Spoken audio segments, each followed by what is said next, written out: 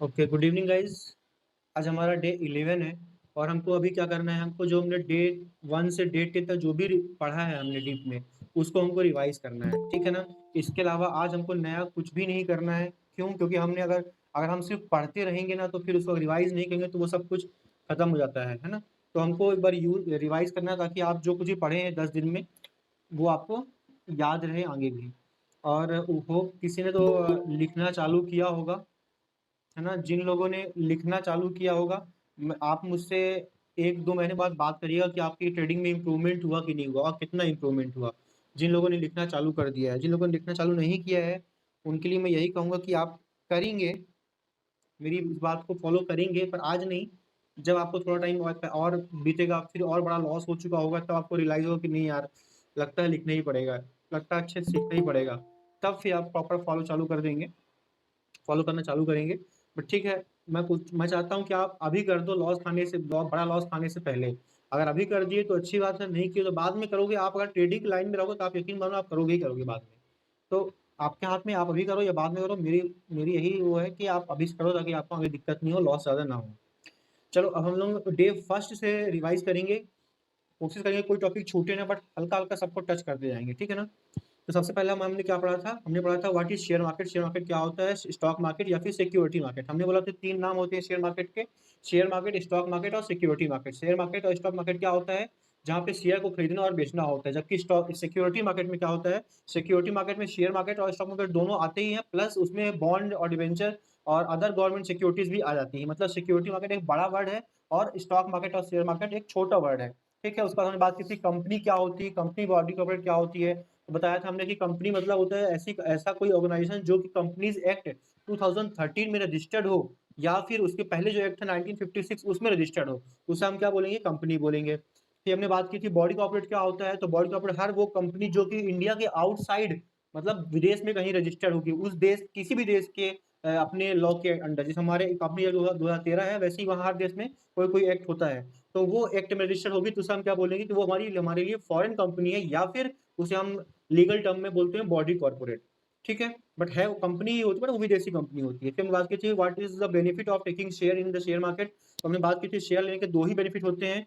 पहला होता है हमारा कि हमको डिविडेंड मिलता है शेयर्स पे। दूसरा होता है कि हमको जो प्राइस में अप्रिसिएशन होता है, मतलब प्राइस में जो वृद्धि हो जाती है, बढ़ता है प्राइस, उसको हम, वो भी हमारे लिए प्रॉफिट होता है। अगर हमने 100 में लिया, 110 में बेच दिया, तो हमारे लिए क्या है? वो प्राइस अप्रिसिएशन है, उसमें प्रॉफिट हो जाएगा हमको। थर्ड बेनिफिट जो हो सकता है, वो आप बोल सकते हैं कि in the sense of voting power, या फिर मतलब डिसीजन लेने की जो कैपेसिटी होती है, वोट करना, मीटिंग में आना, वो सब है। बट वो सब हमारे लिए कोई फाइनेंशियली कोई बेनिफिट नहीं है ना। बाकी तो ऐसे बेनिफिट बहुत सारे हो सकते हैं, बट फाइनेंशियली हमको दो ही बेनिफिट होते हैं। पहला डिविडेंड डिविडेंड मिलेगा, दूसरा प्राइस में अप्रिसिएशन होगा। मैं जल्दी जल्दी रिवाइज करूंगा क्योंकि हमको बहुत सारा पढ़ना है, 10 दिन का पूरा एक साथ। दूसरी बात, क्या शेयर मार्केट रिस्की है? तुमने बोला हाँ, अगर नॉलेज नहीं है तो रिस्की बिल्कुल है। हर वो चीज़ जो रिस्की होती है, जिसमें को नॉलेज और एक्सपीरियंस नहीं होता, प्रैक्टिस नहीं होती है। How much return should I expect? हमने बात की थी एफडी में अगर हमको 5 से 7% रिटर्न मिलता है, तो हमको कम से कम यहाँ 10 से 12% अगर मिलता है रिटर्न, तो हमारे लिए काफ़ी अच्छा रिटर्न है। वो भी पर डे की बात कर रहे हैं यहाँ पर हम, है ना। तो हमारे लिए काफ़ी अच्छा रिटर्न है अगर आपको 10 से 12% रिटर्न मिल जाता है तो। और फिर बात की थी कि कितने इन्वेस्टमेंट से स्टार्ट करें, तो हमने बात की थी वो इन्वेस्टमेंट लगाओ आप जिसको खोने से आपको डर ना लगे, है ना। अगर आपके पास सेविंग का 1 लाख रुपए है, तो आप सेविंग को उस 1 लाख में से 20 से 25% सिर्फ यूज़ करो, वो भी एसएल के साथ में। फिर हमने बात की थी आगे रिस्क मैनेजमेंट के बारे में, हमने वहाँ भी बात करी कैसे रिस्क मैनेज करना है। फिर हमने बात की थी how much should I start with, मतलब कितने पैसे स्टार्ट करें, बता दिया हमने। तो बाकी बात की थी हमने प्रोसेस क्या होती है। तो हमने पहले डीमैट अकाउंट ओपन करना पड़ेगा, उसके साथ में नॉलेज भी लेना पड़ेगा। उसके बाद फिर आप कोई भी अच्छी बुक या फिर अच्छे जो आपको कॉल्स प्रोवाइड करे या फिर जो आपको सिखाए, उसके साथ जुड़ के आप अपना अपनी जर्नी स्टार्ट कर सकते हैं। फिर लोग बोलते हैं कि भाई शेयर मार्केट का नाम बुरा क्यों है? Why share market has bad name? तो कारण क्या है? जिसका जैसा एक्सपीरियंस होता है वैसे लोग उसको शेयर करते हैं। अब मैक्सिमम लोग क्या करते हैं? मैक्सिमम लोग बिना पढ़े लिखे, बिना प्रैक्टिस किए शेयर मार्केट में ट्रेडिंग करते हैं। ऑब्वियसली बात है, कोई अलग से पहले से पढ़ता नहीं कि मैं पहले पढ़ूँगा, फिर पेपर ट्रेडिंग करूँगा, उसके बाद धीरे-धीरे शेयर मार्केट में एंट्री कर लूँगा। एक रिस्क में कोई ऐसा करता है ही नहीं। तो उससे क्या होता है? लोगों को लॉस होता है, और लॉस होता है तो लोग जो दूसरा पूछेगा तो वो वही बताएगा जो उनको हुआ है। तो बुरा बताएँगे, जैसा जिसके साथ अच्छा होगा तो लोग अच्छा बताते हैं, है ना? तो can I invest without commerce knowledge? बिल्कुल कोई दिक्कत नहीं है। अगर आपने 1 से 2 महीने अगर आपने इसका शेयर मार्केट नॉलेज ले लिया ना, तो आपके लिए वो इनफ है। आप स्टार्ट कर सकते हैं और धीरे-धीरे आप कंटीन्यूअस स्टडी करनी पड़ेगी। बट हाँ, आप स्टार्ट कर सकते हैं, कोई दिक्कत नहीं है। आप कॉमर्स बैकग्राउंड के हो, आर्ट के हो, मैथ के हो, या पढ़े लिखे भी नहीं हो तो भी कोई दिक्कत नहीं है। आपको इतना हो कि हाँ, आपको मतलब बेसिक नॉलेज होना चाहिए पढ़ाई लिखाई का कि हाँ भाई ये पढ़ना लिखना आता है तो आप सीख जाओगे। और किसी ने कहा है, डॉक्टर विवेक बिंद्र ने कहा, सॉरी, डॉक्टर विवेक बिंद्र ने कहा है एक लाइन बहुत ही अच्छी लगती है मुझे, पढ़े लिखे होने से अच्छा है पढ़ते लिखते रहना, है ना? पढ़े लिखे होने से अच्छा है पढ़ते लिखते रहना, ऐसे ही पढ़े रहोगे तो आगे जाके और पढ़ेगी। ये उन्होंने बोला, अच्छी लाइन लगती है, मुझे याद हो गई थी। तो याद रखना हमेशा, ये आप कितना पढ़ लिए उससे कोई फर्क नहीं पड़ता है, क्योंकि अगर आपको फर्क पड़ता उससे तो अभी आप अच्छी पोजीशन में होते, है ना? अगर अच्छी पोजीशन में हो तो बहुत अच्छी बात है, अगर और आगे बढ़ना चाहते हो तो आपको और कुछ आगे एक्स्ट्रा करना पड़ेगा, है ना? तो याद रखिएगा, आगे और पढ़ते रहना, कंटिन्यूअस स्टडी आपको करते रहना, नॉलेज लेते ही रहना है। फिर उसके बाद हमने बात की थी कि कौन-कौन सी बुक आप ले देख सकते हैं। तो कुछ बुक हैं जो मैं, ये शायद टॉपिक छूट गया था, तो आप लोग कुछ बुक देख सकते हैं, जैसे रिच डैड पुअर डैड, सबसे अच्छी बुक है। आपको क्या, ये मेंटालिटी मेंटालिटी सही करती है आपकी। तो आप इस बुक को पढ़ सकते हैं, रिच डैड पुअर डैड। और लर्न टू अर्न एक बुक है, उससे वो बुक पढ़ सकते हैं आप। The education of a value investor, ये 3 बुक है जो आप फाइनेंस का नॉलेज लेने के लिए, अपना दिमाग को फाइनेंशियली ग्रो करने के लिए आप इसको यूज़ कर सकते हैं। ठीक है ना? 1 मिनट ना। ओके। तो हमने ये बात की बेसिक, जो हमने फर्स्ट डे बात की थी स्टार्टिंग में। उसके बाद हमने बात की थी कि हमने आगे बढ़े थे और हमने बात की थी बीएससी और एनएससी के बारे में। तो बीएससी और एनएससी क्या होता है, हमारा स्टॉक एक्सचेंज होता है, बॉम्बे स्टॉक एक्सचेंज और नेशनल स्टॉक एक्सचेंज। हमारे देश में कई सारे स्टॉक एक्सचेंज है, बट मेन जो है हमारे जो लीडिंग है वो है कौन है, बॉम्बे स्टॉक एक्सचेंज और एनएससी यानी कि नेशनल स्टॉक एक्सचेंज। बीएससी जो सबसे पुराना स्टॉक एक्सचेंज हमारा है, और बीएससी का जो इंडेक्स है वो कौन है, सेंसेक्स। वैसे ही क्या होता है, हमारा जो एनएससी है वो बीएससी के बाद आया है, बट सबसे ज़्यादा वॉल्यूम जो ट्रेडिंग होती है वो कहाँ पे होती है, एनएससी में होती है। और एनएससी का जो इंडेक्स होता है वो निफ्टी 50 होता है ना? निफ्टी में ऐसे कई सारे वो होते हैं, Nifty pharma, Nifty IT, Nifty, वो सब लोग बात की थी उसके बारे में, वो सब होते हैं, बट सेंसेक्स में सिर्फ सेंसेक्स होता है, उसमें कोई वो नहीं होता। ठीक है ना? उसके बाद हमने बात की थी कि डेरिवेटिव क्या होता है, डेरिवेटिव कॉन्ट्रैक्ट कितने टाइप के होते हैं। तो हमने बात की थी फॉरवर्ड, फ्यूचर और ऑप्शन, 3 टाइप की हमने बात की थी, फॉरवर्ड, फ्यूचर और ऑप्शन। फॉरवर्ड क्या होता है कि हमने आज से 2 महीने, 4 महीने बाद कोई कॉन्ट्रैक्ट कर लिया कि हम कोई भी सामान खरीदना या बेचना चाहते हैं, आज से फिक्स टाइम इंटरवल के बाद में, और फिक्स प्राइस पे और फिक्स टाइम पे, है ना? टाइम और अमाउंट दोनों फिक्स होती है। बस इसमें क्या होता है फॉरवर्ड में, कि हमको 1 टू 1 मतलब ओवर द काउंटर होता है, मतलब आमने-सामने 2 लोग बैठ के बात करते हैं कि हम आज से 2 महीने बाद कॉन्ट्रैक्ट कर रहे हैं किसी को खरीदने या बेचने का। दूसरा क्या होता है फ्यूचर्स, उसमें क्या होता है कि इसमें भी सेम चीज़ें होती हैं, बट इसमें क्या होता है, ये एक्सचेंज ट्रेडेड होता है, मतलब ये कहाँ पे ट्रेड होता है, ट्रेडिंग कहाँ पे होती है इसकी, इसकी जो ट्रेडिंग जो होती है वो कहाँ पे होती है, एक्सचेंज में होती है, ना कि ओवर द काउंटर, मतलब आमने-सामने बैठ के हम लोग ट्रेडिंग नहीं करते, हम लोग एक्सचेंज में ट्रेडिंग करते हैं। ठीक है, उसका बाकी हमने ऑप्शन का, ऑप्शन में क्या होता है कि हमको ये राइट मिल जाता है कि हमने जो कॉन्ट्रैक्ट किया है हम उसके ऊपर में खरीदें या फिर उसके नीचे में खरीदें। ये बेसिक उसका था, एक हिस्ट्री जो थी, है ना? उसमें हमारे पास ऑप्शन होता है, तो ऑप्शन बायर जो होता है उसको कितना लॉस हो सकता है, जितना उसने प्रीमियम भरा है पहले, उससे ज़्यादा लॉस उसको हो ही नहीं सकता है। ठीक है? उसके बाद हमने बात की थी ब्रॉड कैटेगरी ऑफ पार्टिसिपेंट जो होते हैं, 3 तरह के पार्टिसिपेंट होते हैं, 3 नहीं 2 तरह की हमने बात की थी। एक हेजर, दूसरा स्पेकुलेटर। हेजर कौन होता है, जिसका कोई पोजीशन हो पहले से और वो पोजीशन को हेज करता है। कोई शेयर आपके पास रखा हुआ था, आपके पास होल्डिंग में कोई शेयर पड़ा हुआ था, आपको पता लग गया उसको कोई बुरी न्यूज़ आ गई है और उसके कारण वो शेयर गिरने वाला है, तो आपने क्या किया, उसी शेयर का पुट ऑप्शन बाय कर लिया। क्योंकि अगर मान लो वो शेयर गिरेगा तो आपको तो लॉस होगा उसमें, लेकिन अगर आपने उसे उसी का पुट ऑप्शन बाय करा तो आपको पुट ऑप्शन में प्रॉफिट हो जाएगा, शेयर गिरने से पुट ऑप्शन उसका बढ़ जाएगा, तो आपको प्रॉफिट हो जाएगा वहाँ पे। तो आपकी सिचुएशन क्या हो जाएगी, हेज हो जाएगी। आपको पता है कि भाई होल्डिंग में अगर शेयर मैं लिया हूँ तो वहाँ से कुछ साल बाद तो बढ़ेगा ही, भले आज गिर जाए, है ना? तो क्या फिर भी हम लोग सोचते हैं कि यार आज गिर रहा है तो हम आज उसका बेनिफिट उठा लें। तो उसके लिए हम लोग क्या कर सकते हैं, हेजिंग कर सकते हैं। दूसरा होता है स्पेकुलेशन। स्पेकुलेशन में क्या होता है, आपको सिर्फ क्या करना, उसमें क्या करते हैं हम लोग, प्राइस में जो मूवमेंट हो रहा होता है अप डाउन में, हम उसका फायदा उठाने के लिए हम लोग बाय सेल करते हैं। तो हम लोग क्या कहलाते हैं, हम लोग स्पेकुलेटर हैं। फिर हमने बात की थी कि शॉर्ट सेलिंग के बारे में बात की थी। शॉर्ट सेलिंग क्या होता है, पहले किसी शेयर को या ऑप्शन को या किसी भी चीज़ को आप पहले सेल कर दो, उसके बाद आप उसको क्या करो, जब वो प्राइस से नीचे आ जाए तो उसको आप बाय कर सकते हो, आपको प्रॉफिट हो जाएगा। अगर आपने पहले सेल किया है और अगर उसके ऊपर निकल गया प्राइस के, तो आपको क्या हो जाएगा, लॉस हो जाएगा। तो शॉर्ट सेलिंग में प्रॉफिट लॉस दोनों हो सकते हैं, ऐसा नहीं कि प्रॉफिट ही बस होगा। ठीक है? उसके बाद हमने बात की थी सिक्योरिटी की, बता दिया मैंने, शेयर, बॉन्ड, डिबेंचर इसमें होते हैं, अदर गवर्नमेंट मार्केटेबल सिक्योरिटी। ठीक है? उसके बाद हमने बात की थी हाँ, इसके बाद हमने बात की थी प्राइमरी सेगमेंट के बारे में, सेगमेंट ऑफ सिक्योरिटी मार्केट। तो हमने बात की प्राइमरी मार्केट, 2 तरह के मार्केट होते हैं, प्राइमरी मार्केट, दूसरा सेकेंडरी मार्केट। प्राइमरी मार्केट में क्या होता है, प्राइमरी मार्केट में जो हमारा आईपीओ होता है, वो आईपीओ सबसे पहले किसमें आता है, प्राइमरी मार्केट में, है ना? और प्राइमरी मार्केट में उसके अलावा कुछ भी नहीं होता है। उसके बाद जो, जैसे मान लो हमने आईपीओ आया, मैंने शेयर ले लिया। अब मैंने शेयर लिया और कंपनी को मैंने पैसा दे दिया, अब उसका कंपनी अपना पैसा लेके निकल जाएगी और शेयर मेरे पास रहेगा, है ना? कंपनी अपना काम करने लगी उस पैसे से। अब मैं क्या करूँगा, मैं उस शेयर माल को अभी बेचना चाहता हूँ, तो मैं किसको बेचूँगा? मैं बेचूँगा सेकेंडरी मार्केट में। सेकेंडरी मार्केट में क्या होता है? सेकेंडरी मार्केट में नॉर्मली ट्रेडिंग होती है, चाहे वो शेयर्स की हो, चाहे ऑप्शन की हो, चाहे डेरिवेटिव, चाहे कुछ भी हो, सब कुछ कहाँ पे होता है? सेकेंडरी मार्केट में। तो आईपीओ जो होता है, फर्स्ट टाइम जब हम लोग शेयर इश्यू करते हैं, इसे हम क्या बोलते हैं? IPO, initial public offer. जब भी कोई कंपनी फर्स्ट टाइम इश्यू करती है शेयर, उसे हम क्या बोलते हैं? आईपीओ। उसके बाद जब भी इश्यू करती है उसे हम बोलते हैं एफपीओ। एफ मतलब फर्दर पब्लिक ऑफर, आईपीओ मतलब initial public offer, offering, offering. ठीक है, ये हो गया। फिर उसके बाद हमने बात की थी लिस्टेड कंपनी क्या होती है। तो हमने बोला जो कंपनी, जो ऑर्गेनाइजेशन कंपनीज एक्ट 2013 में रजिस्टर्ड हो जाती है तो उसे हम कंपनी बोलते हैं। और जो कंपनी सेबी के अंडर में रजिस्टर्ड हो जाती है, किसमें? स्टॉक एक्सचेंज में, चाहे वो बीएससी हो चाहे एनएससी हो, बीएससी एनएससी के इंडेक्स में रजिस्टर्ड हो जाती है, तो उसे हम क्या बोलते हैं? कि वो कंपनी लिस्टेड कंपनी कहलाती है। लिस्टेड कंपनी के ऊपर जो कंपनी हम लोग को मिलते हैं शेयर ना, वो हर कंपनी क्या होती है? लिस्टेड होती है, इसलिए हमको शेयर मिलते हैं उसके। अब हर एक कंपनी जो कि लिस्टेड होती है ना, उसको दो लोग करते हैं रेगुलेट। पहला हो गया हमारा SEBI, security exchange board of India, और दूसरा होता है हमारा कंपनीज एक्ट 2013। ये दोनों करते हैं रेगुलेट। और जो कंपनियां सिर्फ कंपनियां होती हैं, सेबी में रजिस्टर्ड नहीं होती है स्टॉक मार्केट में, उनको सिर्फ कंपनीज एक्ट करती है रेगुलेट। ठीक है ना? और सेबी हमारी कब आई थी? जब 1991 में हर्षद मेहता का स्कैम हुआ रहा था, हमारी सेबी आई थी एग्जिस्टेंस में। उसके पहले थी एक्चुअली, बट वो बहुत कम पावर थी, सिर्फ नाम मात्र एक बॉडी थी। और उसके बाद उसको बहुत सारी पावर दे दी गई कि भाई आप सब कुछ संभालो यहाँ पे, और हमको मतलब नहीं है, गवर्नमेंट ने बोल दिया आपको पूरा देखना है।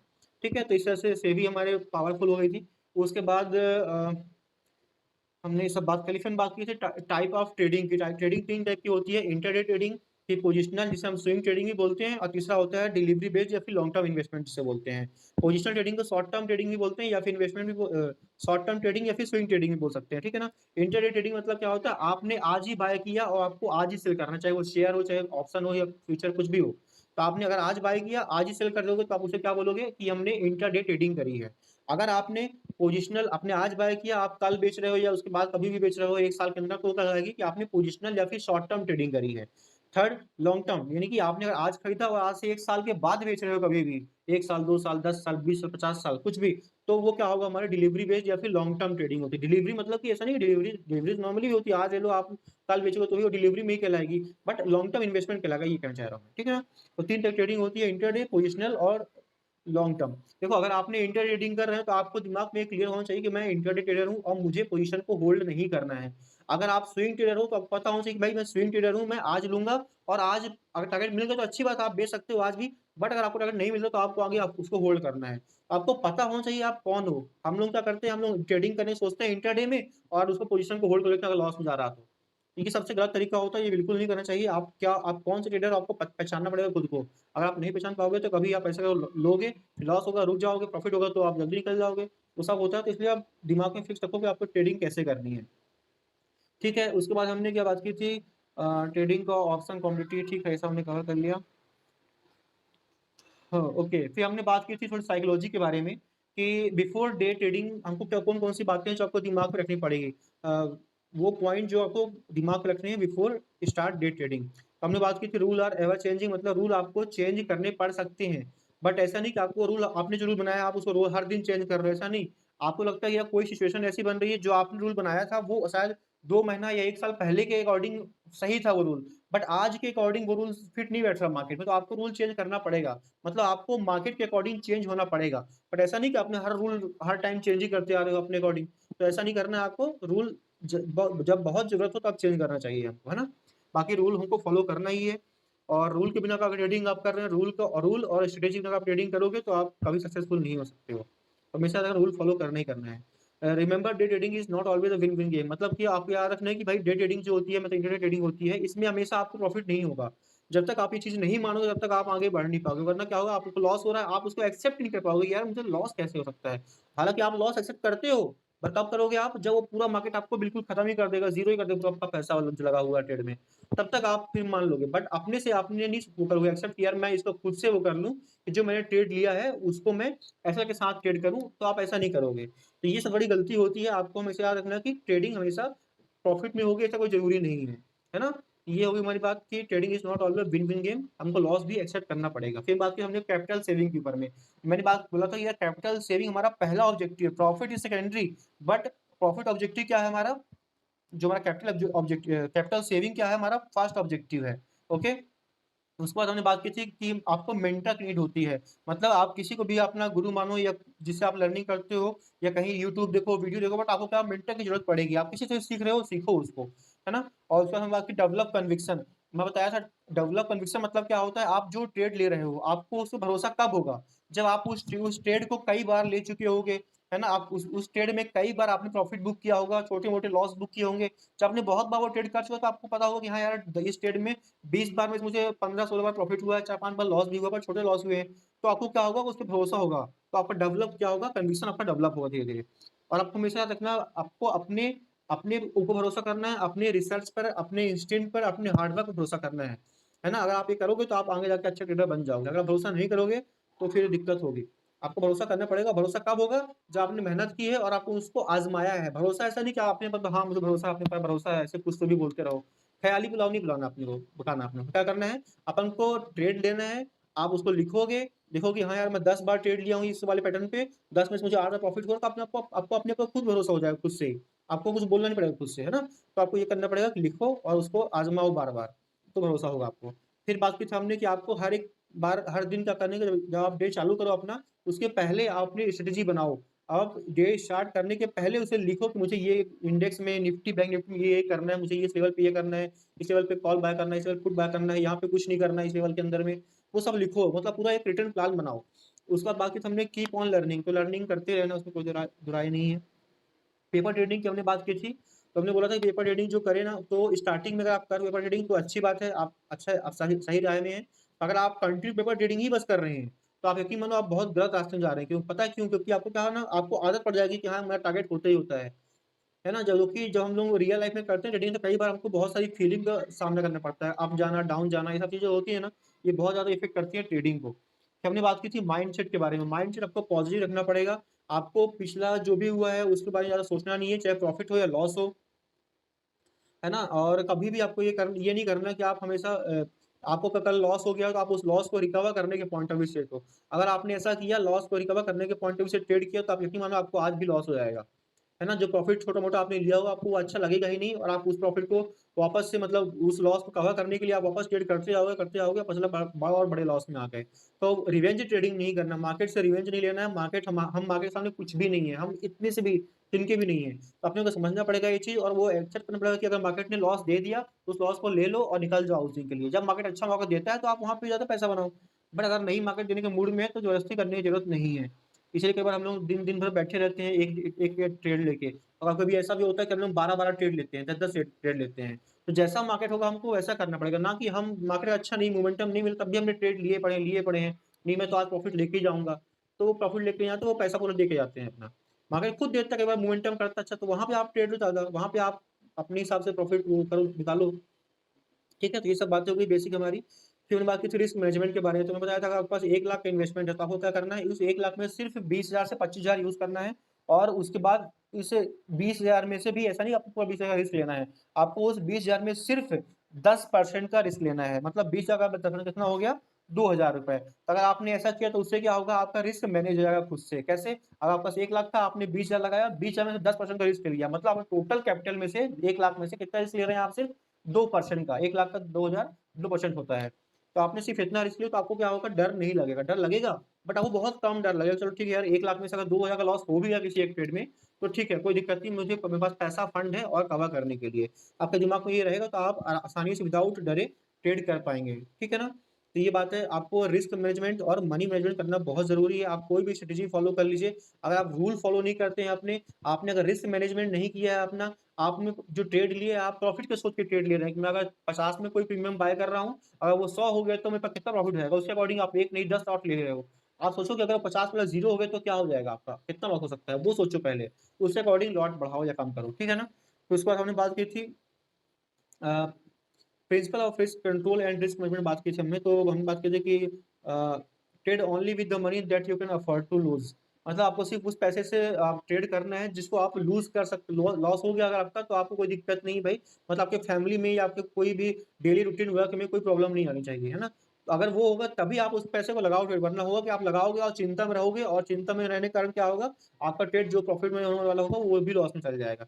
इसलिए ऑलवेज़ याद रखो कि आपको वही पैसा लगाना है जो कि अगर हो मतलब लॉस हो जाए तो आपको कोई दिक्कत नहीं हो। नॉर्मली मतलब कोई ऐसा बड़ा वो नहीं हो जाए कि आपने घर का कोई किसी के इलाज का पैसा था, कहीं घर का खाने का पैसा था, राशन का पैसा था, आप लगा दिया यहाँ पर। तो वो आपके लिए बहुत ही नेगेटिव पॉइंट है। आप यकीन मानो आपको 99% चांसेस है लॉस ही होगा, है ना? अगर मैं एक अपने ट्रेडिंग कराने के पॉइंट ऑफ व्यू सोचूँ तो मैं अपना ये बात बोल के अपना लॉस करूँगा। लेकिन अगर मैं एक टीचर के पॉइंट ऑफ व्यू सोचूँ तो ये बताना बहुत ज़रूरी है कि आपको वही पैसा लगाना है जो आप सेविंग का है आपका, है ना? ऐसा नहीं कि अपने घर का पैसा लगा दो आप उसमें।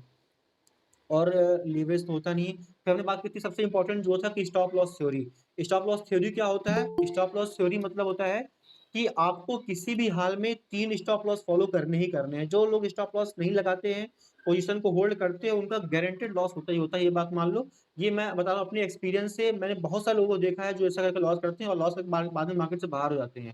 तो आपको करना क्या है? आपको स्टॉप लॉस थ्योरी फॉलो करना ही करना है। ये क्या होती है थ्योरी? इसमें हमने 3 तरह के स्टॉप लॉस पढ़े थे। पहला होता है इनिशियल स्टॉप लॉस, मतलब आपने बाय करा है, बाय करने के बाद आपने क्या किया उसका स्टार्टिंग में ही आप क्या लगाते हैं, जैसे हमने 300 में बाय किया और हम ऐसा लगाते हैं ₹260 का, तो हमारा ₹260 क्या कहलाता है इनिशियल स्टॉप लॉस।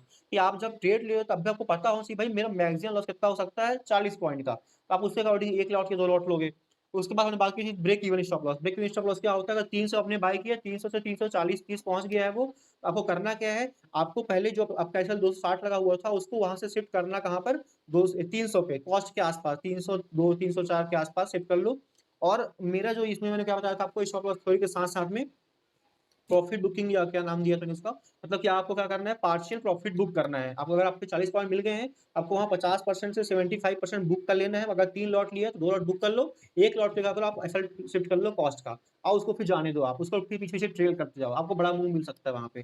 पर आपको हमेशा कुछ प्रॉफिट ऑलवेज़ बुक करना ही करना है क्योंकि हमको एक दिन में पूरा प्रॉफिट नहीं लेना है, हमको डेली कुछ-कुछ प्रॉफिट लेना है। अगर आप सोचोगे ना कि मुझे डेली-डेली थोड़ा प्रॉफिट लेना है, तो आप सस्टेन करोगे मार्केट में। अगर सोचोगे कि मैं आज ही अमीर बनने वाला हूँ, आज ही पूरा मतलब कमा लूँगा तो आप यकीन मानो आज एक कल लॉस कर लोगे और खत्म हो जाए पैसा। तो ऑलवेज़ सोचो कि मुझे कुछ पैसा लेना है मार्केट से आज, कुछ मैं कल लूँगा। इस तरह से आपको ऐसा ट्रेड करना है हर दिन, हर एक ट्रेड में इवन, जहाँ भी मौका मिलता है। कई बार तो मौका मिलता ही नहीं है। अगर 30-40 पॉइंट मिले हैं, वहाँ प्रॉफिट बुक करा, वापस आके कॉस्ट पे ट्रेड हो गया, ऐसा तो हो गया कोई बात नहीं।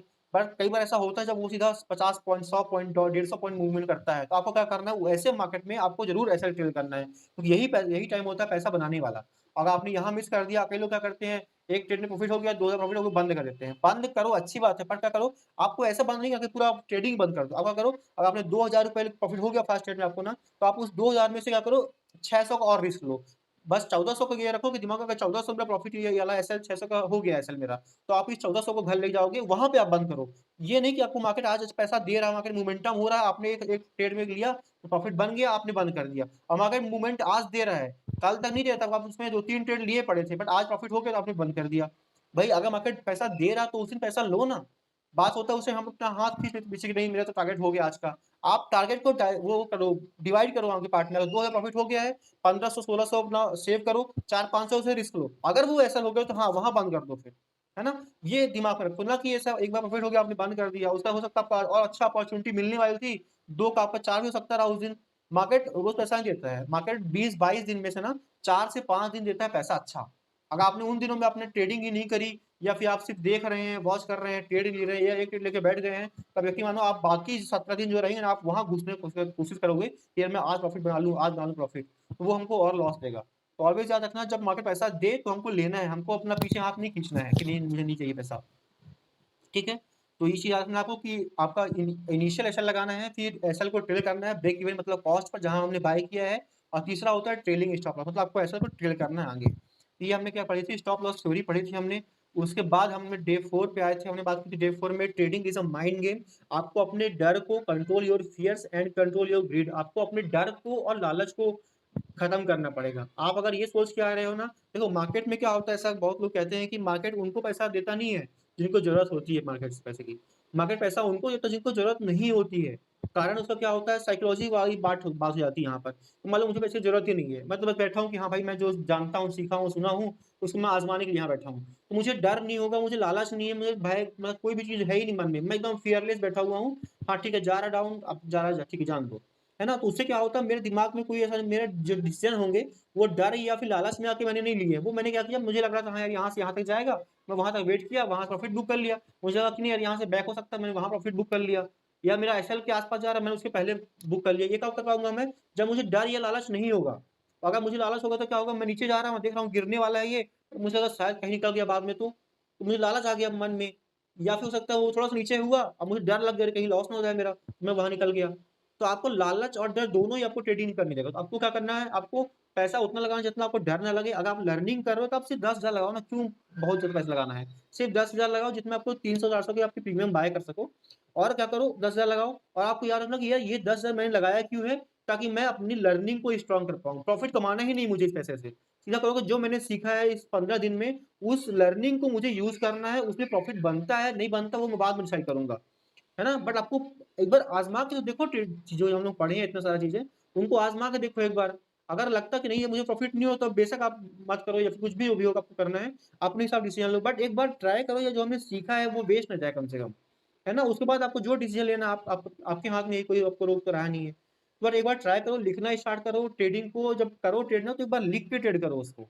और हर दिन अपने डिसीजन का रिव्यू करो कि मैंने ये ट्रेड यहाँ पे लिया, मैंने ये ट्रेड यहाँ लिया, है ना? तो ये चीज़ आपको देखनी पड़ेगी। ना आपको डरना है, ना आपको लालच करनी है। आपको अपनी स्ट्रेटजी एंड रूल्स के पे बने रहना है, फॉलो करना है। आप सक्सेस, गारंटीड सक्सेस मिलेगी। है ना? लोग ऐसे भी होते हैं, जो बहुत सारी स्टोरी सुना हूँ यूट्यूब में, मैं भी कि जो 40-50 पर लॉक लाख लॉस कर लिए हैं, बाद में फिर वो करोड़ों रुपए कमाए भी हैं। तो वो सीखे हैं, वो देर समझे कि भाई मुझे सीखना है, बट समझे हैं और वो सीखना चालू कर दिए, तो कमाना चालू कर दिए। तो आप भी देखो, होता क्या है, प्राइस ऊपर जाता है या नीचे जाता है। आप भी जानते हो कि आप 10 में अगर ट्रेडिंग करो, 10 बार करते हो खुद ट्रेडिंग ना, 10 में से आप 6 बार सही होते हो। आप, हर कोई जानता है यहाँ पे, अगर थोड़ा बहुत नॉलेज भी अगर उसको है ना, थोड़ा बहुत चार्ट देखना जानता है, वो 6 में 10 में से 6 बार सही होता ही होता है, हर एक ट्रेडर सही होता है। बट दिक्कत कहाँ पे होती है, जब वो 4 बार गलत होता है ना, तो वो एक्सेप्ट ही नहीं करता कि मैं गलत हो गया यार। दिक्कत यहाँ पे आती है, वो सोचता है कि नहीं मुझे इसमें प्रॉफिट चाहिए ही चाहिए, मैं वेट करते रहूँगा। यार समझो बातों की यार, अगर आप 10 बार 6 बार भगवान सही कर रहे हो, 4 बार लॉस भी तो लो। अगर आपने सही टाइम पे लॉस बुक करे, तो आपको वो पैसा बचेगा और आप अगले ट्रेड में प्रॉफिट कर पाओगे। तो वो चीज़ समझो कि आपको लॉस भी हो सकता है, आप इंसान हो, मैं भी इंसान हूँ, हर कोई इंसान है। सबसे वो जितना ज़्यादा प्रैक्टिस करेंगे उतना ज़्यादा अच्छा होगा। बट स्टार्टिंग में दिक्कत होगी, लॉसेस होंगे, तो आपको उसको एक्सेप्ट करो सही टाइम पे, ना कि जब वो ज़ीरो हो जाए तब। ठीक है ना? तो ये चीज़ ध्यान रखो हमेशा। कभी भी फ्रस्ट्रेशन में ट्रेड मत करो, कोई गुस्सा है, दुःख है, खुशी ज़्यादा, वो सब में फ्रस्ट्रेशन मतलब यहाँ पे इमोशंस मतलब है। एक्चुअल फ्रस्ट्रेशन नहीं बोलना चाहिए, यहाँ पे क्या बोलना चाहिए, इमोशन होके ट्रेड मत करो। अब वो इमोशन मतलब कि आपको ना ही खुशी का इमोशन होना चाहिए कि बहुत ज़्यादा खुश हो आज, तो बिल्कुल एकदम दिल खोल के पैसा लगा रहे हो, ऐसा नहीं। ना ही डरे हुए हो बिल्कुल, कहीं कोई कुछ बोल दिया या कुछ भी कारण से आप दिमाग में डर बैठा हो किसी चीज़ को लेकर के, या गुस्से में हो, या मतलब किसी भी ज़्यादा इमोशन में आप करोगे ट्रेड का, तो आपको लॉस होना तय है। तो वहाँ पे इमोशन लेस होके बैठो, है ना? और न्यूट्रल बैठो, मतलब कि आपको ये नहीं होना चाहिए कि आपने स्टार्ट किया डे, तो आपको दिमाग में ये बैठा हुआ कि यार मुझे तो आज सी ही बाय करना है, मुझे तो आज तो पी ही बाय करना है। अरे भाई क्यों? कोई बोल दिया आपको कि हाँ, आज मार्केट ऊपर जाने वाला है, इसलिए आपके दिमाग में वो बैठ गया है बिल्कुल कि हाँ, तो ऊपर जाएगा, मैं आज सी ही लूँगा। वो कहीं भी गिर रहा है, तो आप हर बार सी का मौका ढूँढ रहे हो। हर बार थोड़ा गिरा, आपने फिर सी बाय कर लिया। फिर ऊपर थोड़ा लॉस हो गया, आपने सेलेक्ट कर दिया या फिर ऐसे लगाया नहीं, और नीचे गया तो और बाय कर लिया। अब नीचे जा रहा है, वो बाय करते जा रहे हो, क्योंकि आपके दिमाग में बैठा हुआ है कि यार मुझे सी ही बाय करना है, क्योंकि मार्केट ऊपर जाने वाला है, वो गिर रहा है जबकि वो।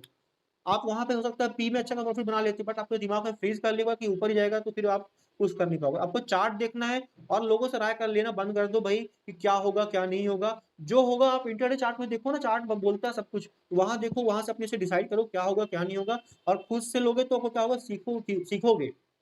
और डेली लिखो कि जो आपने ट्रेड लिया, अगर आपने 2 ट्रेड लिए खुद से ना, तो वो डेढ़ 2 ट्रेड को लिखो कि मैंने 2 ट्रेड मैंने इस पैटर्न में लिया था, ये गलत हो गया, यहाँ पे मेरा लॉस हो गया, या फिर हमें प्रॉफ़िट हुआ मेरे को इतना। सब चीज़ लिखो, तभी सीख पाओगे आप।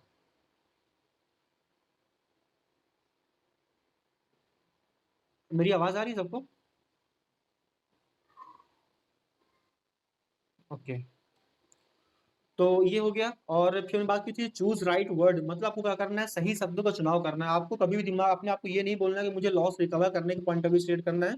आपको हमेशा सोचना है मुझे प्रॉफ़िट करना है, इसलिए मैं ट्रेड कर रहा हूँ, है ना? तो छोटे-मोटे प्रॉफ़िट भी आपको अच्छे लगेंगे, वरना मैंने एग्ज़ाम्पल दिया था कि आपका लॉस बड़ा हो गया, अब छोटे प्रॉफ़िट हो गए होंगे आपको, छोटे में प्रॉफ़िट होंगे, वो आपको अच्छे लगेंगे ही नहीं, और आप वापस उसमें ट्रेड करते जाओगे और लॉस हो जाएगा फिर आपका। तो आपको सही वर्ड चूज़ करना है, लॉस रिकवर करने के पॉइंट ऑफ व्यू से ट्रेड नहीं करना है, प्रॉफ़िट करने के पॉइंट ऑफ व्यू से ट्रेड करना है। ठीक है? उसके बाद हमने बात की कि डोंट लुक बैक, आपको पिछला जो हुआ वो देखना ही नहीं उसके बारे में, चाहे वो बड़ा प्रॉफ़िट हो, चाहे बड़ा लॉस हो। अगर आप वो सोचोगे ना, तो आपका अगला दिन, ये जो हमारा आज का दिन है, वो भी इफ़ेक्ट हो जाएगा। तो आपको पिछले दिन को भूल जाना है, प्रॉफ़िट हुआ, अच्छी बात है, उसको बढ़िया कहीं फैमिली में यूज़ कर लो, कहीं खर्चा करो, अपने लाइफ़ में यूज़ कर लो उसको। अदरवाइज़ आपको क्या हो, दिमाग में पड़ा रहेगा कि हाँ भाई, मेरे पास प्रॉफ़िट पड़ा हुआ है कल वाला, तो आप उसको वापस से उसी पॉइंट ऑफ व्यू से करोगे लॉस। ये ट्रेड किया यार, मुझे कल इतना प्रॉफ़िट हो गया था, आज तो मैं इतना रिस्क ले सकता हूँ। है ना? तो आप ऐसा कभी मत करना। जो हुआ उसको भूल जाओ, आज का दिन नया है, आज एक नया दिन है, नई स्ट्रेटजी है और नए एनर्जी के साथ काम करो। लॉस भी हुआ तो लॉस भी भूल जाओ, ये नहीं कि आप मतलब आज कवर करने के लिए बैठ गए हो उसको लेके। भले मार्केट आज अच्छा नहीं है, मार्केट मोमेंटम ही नहीं, पर आज तो आपके दिमाग में आज ये है कि भाई मुझे कवर करना है लॉस। आप लिए लिए पड़े हो ट्रेड, जहाँ ट्रेड नहीं हो रहा वहाँ भी ट्रेड लिए पड़े हो ज़बरदस्ती वाली। तो वो मत करना कभी भी। मार्केट पैसा दे रहा है तो आप लो, नहीं दे रहा तो आप बिल्कुल शांत बैठे रहो। ठीक है? उसके बाद हमने बात की थी पोज़ीशन को होल्ड मत करो, आप ऑप्शन बायर हो। हम लोग इक्विटी शेयर्स बाय नहीं कर रहे हैं, शेयर्स बाय नहीं कर रहे हैं हम लोग। हम लोग पोज़ीशन को लेके बैठते हैं, भाई कल बढ़ जाएगा, परसों बढ़ जाएगा। यार ऑप्शन है, प्रीमियम बीटीके होती है। अगर आपने सी लिया, अगर गलती से एक मूव नेगेटिव मिल गया 200-300 पॉइंट का, आपका सी उस दिन ढेर हो जाएगा पूरा। तो आपको ये याद रखना है कि भाई मुझे पोज़ीशन को लेके नहीं बैठना है, मुझे क्या करना है, मुझे जो प्रॉफ़िट लॉस होगा मैं आज बुक कर लूँगा। आज लॉस अगर आपने 1000 का बुक कर लोगे ना, अच्छी बात है, वरना कल वही लॉस 3000, 5000, 10,000 का हो जाएगा आपका। तो आपको याद रखो, पोज़ीशन को होल्ड नहीं करना है, नहीं करना है, नहीं करना है। आप इंट्राडे ट्रेडर हो, तो ये याद रखो हमेशा। ठीक है? फिर हमने बात की थी थिंग्स टू बी अवॉइडेड। हमने कौन-सी बात की थी? सबसे पहला पॉइंट था हमारा कि हमको बॉटम फिशिंग और टॉप फिशिंग नहीं करनी। मतलब हम एकदम लो में ले लें और हाई में एकदम बेच दें, हम ये नहीं कर सकते। हम क्या, कोई भी ऐसा नहीं कर सकता है। तो अगर 1-2 बार कर लिया है, मतलब ये नहीं कि वो हर बार ऐसा कर पाएगा। अगर हर बार सोचे मैं ऐसा करूँगा, तो वो बेवकूफ़ है और आपको बेवकूफ़ बना रहा है। तो अभी मत सोचना कि कोई भी एकदम लो में बाय कर सकता है या लो में हाई में सेल कर सकता है, नॉट पॉसिबल। ठीक है? और अवॉइड एवरेजिंग। लोगों को पता नहीं एवरेज कब कर रहे हैं, वो प्राइस कहीं से लेते हैं और वो गिर जाता है तो उसको एवरेज करते जाते हैं, एवरेज करते जाते हैं। अगर वो एक आध बार बढ़ गया, तो वो मार्केट ने आपको और ट्रैप कर दी, भाई देख तूने तूने 300 में लिया था, तेरा एसएल 260 का हिट हो गया, तूने नहीं निकाला उसको, अब फिर उसके बाद 250, 240 आ गया, आप तुमने एक आध 2 लॉट और बढ़ा दिए, 200 आ गए तुमने और लॉट बढ़ा दिए, 150 आ गए तुमने और लॉट बढ़ा दिए। और उसके बाद क्या हुआ, देख मैं मार्केट हूँ, मैं सोच रहा हूँ, फँसा रहा हूँ मैं, कैसे करूँगा? अब मैं 150 गया, वापस से वो मुड़ के वापस पहुँच गया 280, 300, साढ़े 300 पहुँच गया। आपको एक दिन प्रॉफ़िट हो गया। अब आप उसके जाल में फँस चुके हैं मार्केट के। क्यों? क्योंकि आपके माइंडसेट क्या बन गया है कि यार मार्केट रिकवर करता है। अब आपको भले ही 10 में से वो 2 बार ही रिकवर करेगा, पर आपको क्या होगा, आप लगेगा कि यार 10 में से उस बार रिकवर हुआ था, प्रॉफ़िट मेरा अच्छा खासा हो गया था। अब हर बार आप एवरेजिंग करोगे उसमें। तो एवरेजिंग नहीं करना है, आप ये मान लो शेयर्स में एवरेजिंग करते हो वो सही होता है, क्योंकि आपको पता है यार आज निकल शेयर ऊपर जाने ही वाला है। बट प्रीमियम में ऐसा नहीं है कि वो आज या कल ऊपर जाने ही वाला है। वो हो सकता है नीचे जाए और नीचे जाता ही जाए, है ना? तो ये मत करना, एवरेजिंग करते हो तो आप ठीक, आपको पता होना चाहिए मुझे कहाँ पे निकलना है, फिक्स लॉस पता होना चाहिए। अगर आपने 300 में बाय करा है और अगर 260 का कैसल था, आपका 270 तक आ गया है, अब पता है यार 10 पॉइंट बचा हुआ है, हो सकता है यहाँ से मुड़ जाए कहीं आस-पास से। तो आप वहाँ पे ठीक है, 10 पॉइंट पे आप एवरेजिंग कर लो, एक और लॉट ले लो, ठीक है। पर आपको पता होना चाहिए मुझे 260 में 255 निकलना ही है ना? तो ठीक है, अदरवाइज़ ऐसा नहीं कि आप डाउन जाते आ रहे हो, आप एवरेजिंग करते आ रहे हो। तो ये बिल्कुल मत करना। Avoid top fishing and bottom fishing and avoid averaging. Averaging down, मतलब नीचे जाके आपको बाय नहीं करना है, ठीक है? उसके बाद हमने बात की थी, हमारा डे 4 तक खत्म हो गया, उसके बाद बात की डे 5 में कि स्ट्रेटजीज़ फॉर स्टॉक सिलेक्शन। हमने बात की थी हमको क्या करना है, ट्रेड जो लिक्विड शेयर्स होते हैं, जिसमें ज़्यादा मोमेंटम होता है, 2-3% एक दिन में ऊपर-नीचे होते हैं, आपको उनमें ट्रेडिंग करनी है। क्योंकि अगर 2-3% ऊपर-नीचे होंगे तो हमको मौका मिलेगा इंट्राडे में ट्रेडिंग करने का, है ना? फिर बाद में बात की थी कि अवॉइड अनप्रेडिक्टेबल स्टॉक, मतलब कोई ऐसे शेयर जिनमें वो अनाप-शनाप अप डाउन हो रहा है, 4%, 5% बिना किसी न्यूज़ के, बिना किसी टेक्निकल कोई चार्ट पैटर्न ऐसा बन नहीं रहा, फिर भी वो 4% ऊपर, कभी 4% नीचे ऐसा हो रहा है, तो आप उसको अवॉइड करो, क्योंकि ऐसे में लॉस ही होना तय है आपको। क्योंकि आप कितनी बार सही डायरेक्शन में बैठोगे, हर बार तो नहीं बैठ सकते ना, और वो एक बार लॉस होगा, सब खत्म हो जाएगा। तो मूव विथ ट्रेंड, अगला क्या पॉइंट हमारा कि ट्रेंड के साथ जो शेयर मूव करते हैं, अगर निफ्टी में रजिस्टर्ड है वो शेयर, जैसे रिलायंस है, अगर वो निफ्टी में रजिस्टर्ड है, तो आप देखो कि यार निफ्टी जैसे अप जाता है तो क्या वो भी अप जाता है, निफ्टी अगर डाउन जाता है तो क्या वो भी डाउन जाता है। ये सब देखो, उसके बाद उस जो ट्रेंड को फॉलो करे, उसको आप उसमें आप ट्रेड करो। ठीक है? क्योंकि देखो होता क्या है कि अगर आप नदी के बहाव के साथ बहेंगे ना, अगर मतलब जिस साइड नदी जा रही है, आप उस साइड में अगर तैर रहे हो तब तो आप बहुत तेज तैरोगे। पर अगर आपने उसके अगेंस्ट में तैरा कि भाई मैं तो नदी को एकदम चीर के निकल जाऊंगा आगे, तो आप यकीन मानो आप कुछ देर चीर सकते हैं नदी को, उसके बाद आप नदी के साथ बह जाएंगे।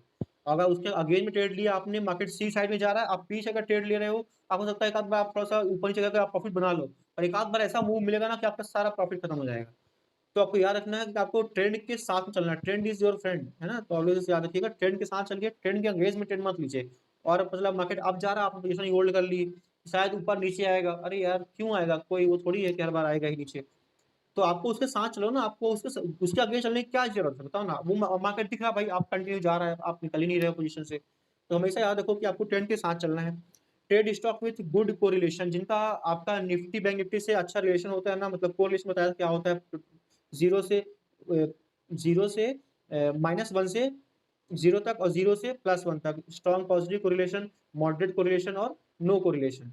ये सब बात की थी हमने, इसके बारे में ज़्यादा डिटेल में नहीं जाऊँगा इसमें, क्योंकि खास ज़्यादा ज़रूरत पड़ती नहीं है इसकी हमको। फिर उसके बाद की हमने कि हमारा ग्लोबल मार्केट कहाँ देखना है हमको, बताया था मैंने आपको क्या करना है, यूट्यूब में यहाँ पे गूगल में जाना है, और गूगल में क्या सर्च करना है आपको, ग्लोबल मार्केट नाम से करोगे सर्च, तो आपको मनी कंट्रोल की वेबसाइट खुल जाएगी, आपको वहाँ पूरे मार्केट दिख जाएंगे, यूएस का मार्केट, यूरोप का मार्केट। और हमने बात की सबसे ज़्यादा हमको किससे इफेक्ट पड़ता है, सबसे ज़्यादा हमको इफेक्ट पड़ता है यूएस के मार्केट से और यूरोप के मार्केट से, ठीक है? तो यूएस मार्केट कब खुलता है, शाम को 7 बजे, और यूरोप का मार्केट कब खुलता है, दोपहर को 1:30 बजे के आसपास। तो इस समय आप देखते हैं अक्सर मूवमेंट होती होगी 1:30 बजे के आसपास हमेशा। तो ये मार्केट खुलता है इसलिए। फिर उसके बाद फिर बात की हमने कि टेक्निकल एनालिसिस क्या होता है, तो हमने बात की थी कोई 3 कोर प्रिंसिपल होते हैं टेक्निकल एनालिसिस के। पहला होता है मार्केट रिफ्लेक्ट एवरीथिंग, मार्केट या बोलते हैं प्राइस, बोल सकते हैं कि प्राइस रिफ्लेक्ट एवरीथिंग। जो हमारा प्राइस होता है ना, उसमें भले हमको हमको कोई न्यूज़ पता ना हो, बट उसमें क्या होता है, प्राइस में वो न्यूज़ का जो इफेक्ट होता है ना, वो ऑलरेडी इनकॉर्पोरेट हो जाता है आपके अपने आप ही। और आपका प्राइस में चार्ट में कुछ ऐसा बन रहा है जिसमें से अपसाइड मूव मिलने वाला है, डाउन साइड मूव मिल रहा है, आप यकीन करो प्राइस के ऊपर, अब वो आपका जो भी न्यूज़ होगी आपको मार्केट में, जो आप जानते भी नहीं होगे, वो उस न्यूज़ को ऑलरेडी प्राइस में इनकॉर्पोरेट कर लेगा। पहली बात तो ये कि प्राइस रिफ्लेक्ट एवरीथिंग, दूसरा प्राइस मूव इन ट्रेंड। अगर मार्केट को ऊपर जाना है तो एकदम से ऊपर नहीं आता है, वो थोड़ा ऊपर नीचे होगा, बट ट्रेंड ऊपर अगर करेगा, हाँ ऊपर ही जा रहा है, बट थोड़ा ऊपर नीचे करके जाएगा वो। तो ट्रेंड क्या होता है, मार्केट जो प्राइस जो होता है वो मूव करता है ट्रेंड में। और history tend to repeat itself, मतलब कि जो हमारा टेक्निकल एनालिसिस होता है, इसका मेन बेसिस जो है ना, कोर प्रिंसिपल वो यही है कि हिस्ट्री जो होती है वो खुद को रिपीट करती है। मतलब अगर हम देख रहे हैं भाई, मार्केट कोई शेयर है ऊपर नीचे तक आया है और किसी एक पॉइंट में रुक गया, मतलब 110 से शेयर गिरा, 100 के आसपास एक बार रुक गया, फिर 100 से ऊपर चला गया, फिर 100 से 105 तक गया, फिर नीचे आया, फिर 101 में रुक गया, फिर ऊपर 104 तक गया, फिर वापस 100 नीचे आया, फिर 102 में रुक गया। तो हम लोग क्या बोल सकते हैं कि यार ये 100 के आसपास जो है ना, 100 के आसपास क्या है, एक सपोर्ट बन रहा है ना? तो ये हम कैसे बोल रहे हैं? क्योंकि हम आज देखें कि यार 2 बार 3 बार ऐसा हुआ है, तो हम लोग ये बोल सकते हैं भाई ये 3rd या 4th बार भी ऐसा होगा।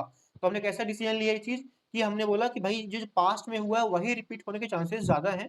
इसलिए हम बोलते हैं कि जो टेक्निकल एनालिसिस होता है वो हिस्ट्री के बेस से हम लोग डिसाइड करते हैं कि फ्यूचर में क्या हो सकता है। इसलिए हम लोग बोलते हैं कि हम प्रेडिक्शन कर रहे हैं, ना कि हम भविष्यवाणी कर रहे हैं कि ये यहाँ पे ही होगा, ये तो यहीं तक जाएगा, यहाँ तक ही, यहाँ से लौटेगा, ऐसा नहीं होता। हम लोग क्या बोलते हैं कि हम प्रेडिक्शन कर रहे हैं, हम प्रेडिक्ट कर रहे हैं कि ऐसा हो सकता है as per past data. And जो चार्ट पैटर्न बनते हैं उसके अकॉर्डिंग क्या होता है, यहाँ तक कैसा जा सकता है, अप जा सकता है, डाउन जा सकता है। फिर हमने बात की थी कि चार्ट के बारे में, चार्ट 3 तरह के होते हैं, लाइन चार्ट, बार चार्ट और कैंडलस्टिक चार्ट, ठीक है? और लाइन चार्ट और बार चार्ट हमने बोला कि हमको कोई यूज़फुल नहीं है हमारे लिए, बट हमने सब सिर्फ नाम पढ़ा था। बट हमारा जो मेन यूज़फुल है वो क्या है, कैंडलस्टिक चार्ट। कैंडल्स हमने पढ़ा था, उसमें कि एक हाई होता है, एक लो होता है, एक ओपनिंग प्राइस होता है, एक क्लोजिंग प्राइस होता है। अगर ओपनिंग प्राइस नीचे में है और क्लोजिंग प्राइस ऊपर में है, तो क्या होगा, मार्केट नीचे से ऊपर गया है, मतलब ग्रीन बनेगा कैंडल। अगर ओपनिंग प्राइस ऊपर में है और क्लोजिंग प्राइस नीचे में है, तो उससे क्या होगा, मार्केट ऊपर से नीचे आया है, मतलब रेड साइड में, मतलब लॉस साइड में अपने रेड कैंडल बनेगी वो हमारी। जब आप चार्ट देखो तो क्या हमेशा आपको न्यूट्रल रहना है, मतलब कि आपको ना सोचना कि बढ़ेगा, ना सोचना घटेगा, जो चार्ट देख के लग रहा है आपको वो करना है आपको।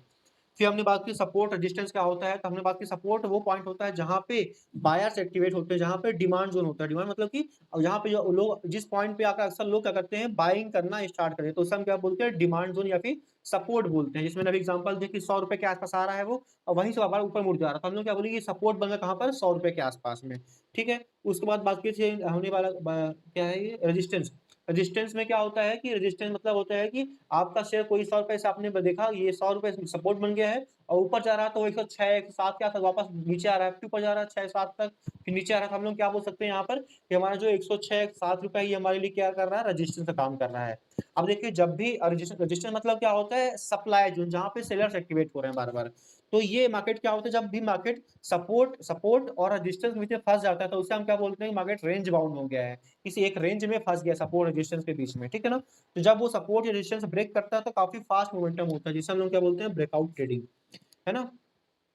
और उसके बाद हमने बात की थी कि रीटेस्ट के बारे में बात की थी हमने कि अगर मार्केट मान लो कहीं जो हमारा रेजिस्टेंस था वो उसने ब्रेक करा, इसको मैं बता देता हूँ फिर से, क्योंकि एक बार ये थोड़ा सा इंपॉर्टेंट टॉपिक है। स्क्रीन शेयर नहीं हो रही है अभी।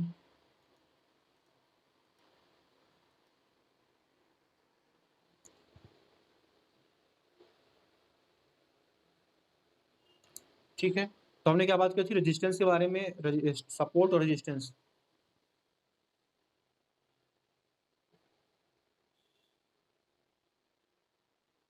सपोर्ट और रेजिस्टेंस, ये जो पॉइंट है और ये पॉइंट है, इसे हम क्या बोलते हैं, सपोर्ट, इसे बोलते हैं रेजिस्टेंस।